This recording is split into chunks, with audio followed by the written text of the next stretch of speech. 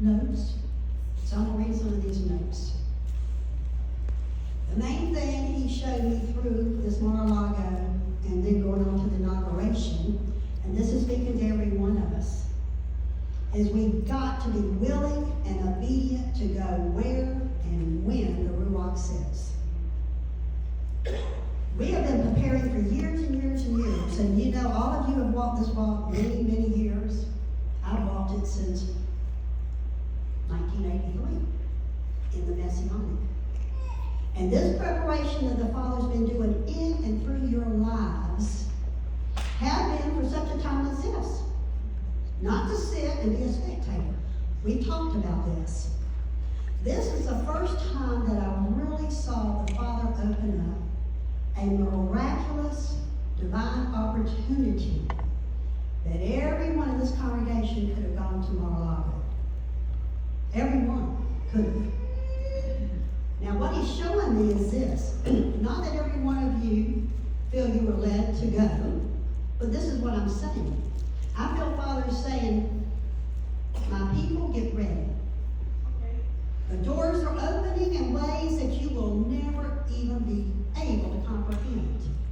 No longer sit and think it's always about somebody else because they're worthy that you think, or they have the financial provision that you think.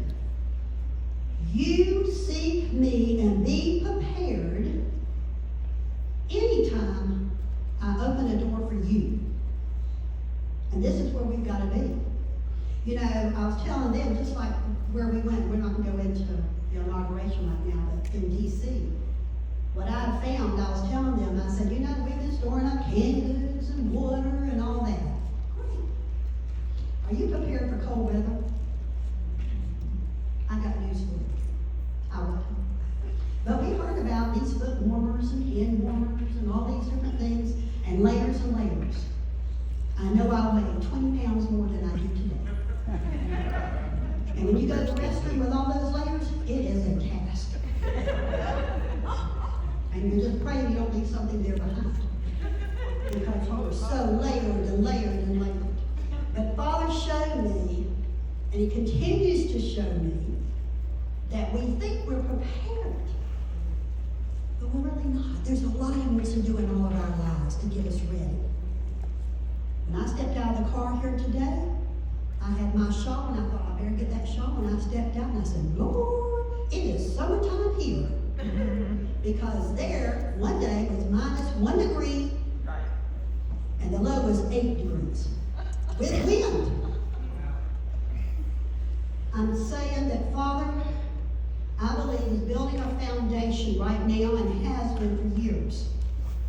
Through our obedience, which is a pathway that will lead us to destinies and fulfillment of his divine purposes for each of our lives, in the building of his kingdom, ones in which we, in our own imagination and understanding, could never comprehend. Each one of you has such value in the kingdom. Each one of you can stand up here and give testimony. I was talking to Heidi earlier, told her a few things of my testimony. People are clueless to our testimonies. If you've lived a while, you've got a testimony. Yes. And God is using every last bit of that for his kingdom. What the enemy meant for harm, God is going to use it to build a foundation in his kingdom with people who are fearless, committed, and ready to go forth. Ways are now being opened for a larger number of his people to be given opportunities to go to places where they would never have dreamed possible. This can only become a reality by faith, obedience, and trusting in his miraculous provisions. No longer, when something comes up immediately because of your personal situation, just say, I know that's not for me. Chet and Joanne ended up there through a miraculous provision. Karen was provided a provision. All you gotta have is a heart. And once you set your heart for him, he will bring it to pass, or he is going to later honor the fact that you were willing. I have found that if you you are willing to do something, even if you can't actually do that thing, he counts it as if you did, because you were willing. What was the main understanding that I came away from our journey to Mar-a-Lago? I saw that we were catalysts. Dixie's going to get up and share a divine appointment she had. If we went there only for that divine appointment that she had, it was enough. All the prayers between Mar-a-Lago and the inauguration that this body has done for 47 days, all that we did by being a presence in that land where our feet, wherever it is, if it's D.C., Israel, it doesn't matter. Wherever he takes us, we can stay the hand of the enemy. And as most of you know, there were a lot of prophetic words about Trump trying to be taken out before he ever made it to that inauguration. And let me tell you, God's people across this world, and especially in the United States of America, rose to the occasion. If we only knew what would have happened had we not done that. Now, I'm saying that to say, some of our plans, like being at the inauguration, that didn't work out. Doing some of these other things, you hold these things loosely because, like we know, our expectation of the purposes of God in our life, many, many times, is not what his purpose was. Because I know the years I've been disappointed because I did something and I thought it never came to pass. And the Father put on my heart, oh, it did. It was your expectation that was wrong of what you thought that purpose was. We are being called now to something so powerful. I was strengthened more in what I have been seeing in the individual lives of ones here at GTC. It is the time for others who have been called to this ministry, who have been asking, and ones have come to me and asked this, what is my purpose? What does Abba want me to do? I say today, what he's asking all of us, step out in faith and believe you have a greater personal destiny and calling. Don't look to somebody else to fulfill it. He has something for you that only you can do. Yahweh encouraged and confirmed to me that he is well able and is going to place us in places and before ones we ourselves could never obtain. Let me tell you, when you go to Mar-a-Lago, and even when we went to D.C., I'm telling you, you're seeing all these well-known people that in your mind you think they're really something. And they're standing there and they're just like you. You could be 2 feet away from them. And rather than be in a state of awe, you're thinking, we are king's kids. And we have a divine purpose and calling to be in places where God may even call them. So don't discount what he wants to do. And this was the first time that I saw that this door will at certain times be open to all who desire to step out in faith and be a part. So what I'm saying to you today, to encourage you, you're going to hear a lot of things. Be prepared. He's getting ready to call this ministry to places. It is astounding to me. I'll share one thing when we get into the inauguration. Of all the things about the inauguration going there to D.C., this one thing is astounding to me.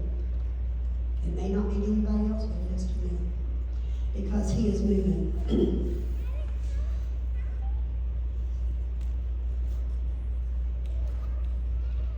I continue to be amazed and overwhelmed at where he takes and places us with such favor.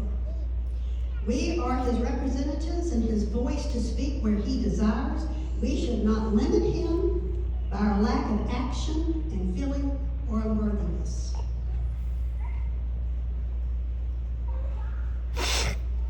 And you know, before we left, several months there was honeymoon. Here I am. And I told the leadership, and I'm chief among all this, we talk a lot of talk about God and what he can do and faith, and we're going to be that end-time army, and we're going to do all this stuff. Really? But the thing about it is, this end-time army, the things he's calling us to do, it doesn't look exactly what we thought it was going to be. It may just be being at the next place he tells you to be because he said to be there. And trust in him not to come away with all this hoopla, all these things, and showing everybody what we get. We have found lately we've come away from a lot of situations and we would say, Lord, what was all that about? That cost a lot of money to do that. And I've told y'all before, when God founded this ministry, the main thing, because we both had just retired, and when we retired, money cuts in half for 2/3. But that's what it is. But God said, you quit worrying about the money. You pray and seek my will, I'll take care of the rest. And that's what you've got to do in the future. A lot of us don't have financial provision, but he does. And miracles, we have moved in a time of miraculous. You want to be a part of the miraculous? Signs, wonders, healings, dead raised. Well, how do you think we're going to get there? If we can't believe him for a simple little thing. So he's strengthening us.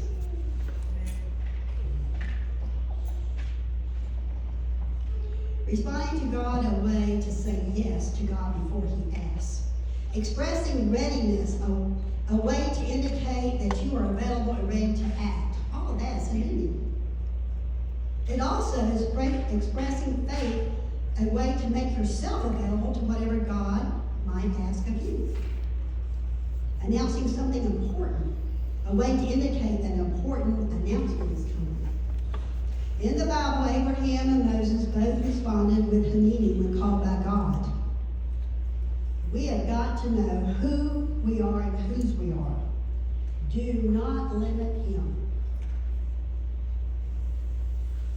Why am I sharing this and not individual specific encounters and experiences? Because I believe we have entered into an amazing, miraculous days in which his remnant is being called out. And that is each one of you who are willing and obedient will be rising to amazing exploits and assignments for the soon coming King. And I'm not going to go into a lot on this because I'm winding it up, but we've listened to some teachings recently that are very valid, thought-provoking that we will be bringing forward here. But bottom line is the word has been, because Trump has gone into office, do not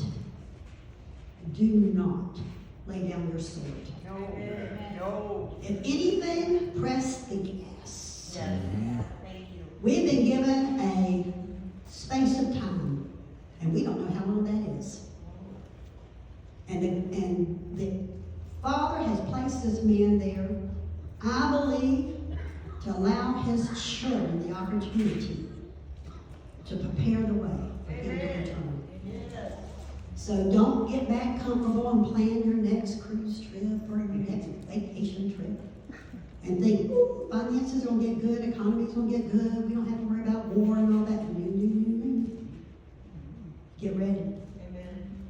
And so we're being prepared. So, to me, Mar-a-Lago, as he is saying, I'm calling each one of you. This call did not come to one or two. It was open to anyone. Anyone. And the inauguration, I tell you what, Father had to use some things to get us to these places. It's like a little bait. And you get there and that thing never manifested. But you know what? I told the leadership, I feel so victorious. Because it's not about those things. It's not coming back and telling all these stories of these wonderful things like that. It's about being obedient and the people out there waiting for us. These other people out there that we're coming in contact with, woo-hoo. Most of them don't even know about Messianic. They don't even know who they are. And this small body has been given a call to teach his people. And there's not many like us out there. When you get down to it, it's not many going with this word. So, be encouraged. Karen?